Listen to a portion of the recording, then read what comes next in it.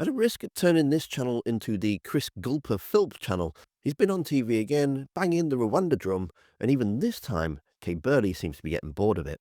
During the interview, it's mentioned of a new deal with Germany that's going to help cut down the boat crossings. But because this highlights that the government are actually taking the problem seriously and doing what they can to stop the boats, it doesn't make the Tories look good with their gimmicks, rather expensive gimmicks, may I add.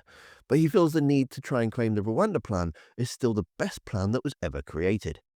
He's sounding a bit like a broken record at this point. I do like that people are finally starting to point out that it never actually sent anybody to Rwanda.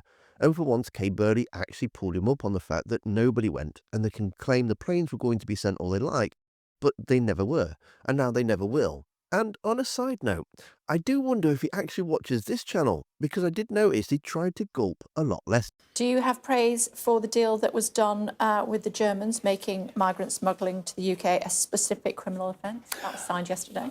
Well, look, it certainly won't do any harm, but it would be very naive to assume that this will fix the problem, because the National Crime Agency themselves have said you need a deterrent to stop small boats crossing the channel. And of course, we had a deterrent, the Rwanda scheme, which the Labour government cancelled before it even started. And as a result of that, channel crossings this year are 18%, since the election, are 18% higher compared to the same period last year. So since the election, an 18% year-on-year increase because they scrapped the deterrent. Yeah, you keep banging on about the deterrent, but, you didn't send anybody to Rwanda, and you're going to say the flights would have gone, but they didn't.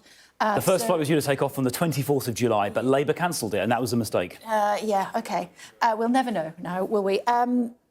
Obviously, if they are seizing the boats in Germany that are being transitioned through Germany or stored in Germany by these smuggling gangs, then that is a deterrent.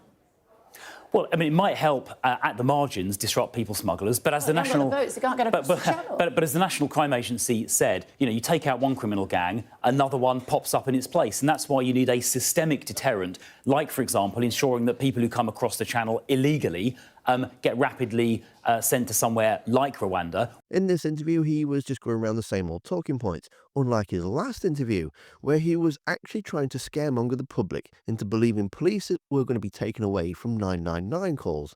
And you can see him doing that in the video that's on screen now. Thanks for watching. Don't forget to hit the like button, and I'll see you next time.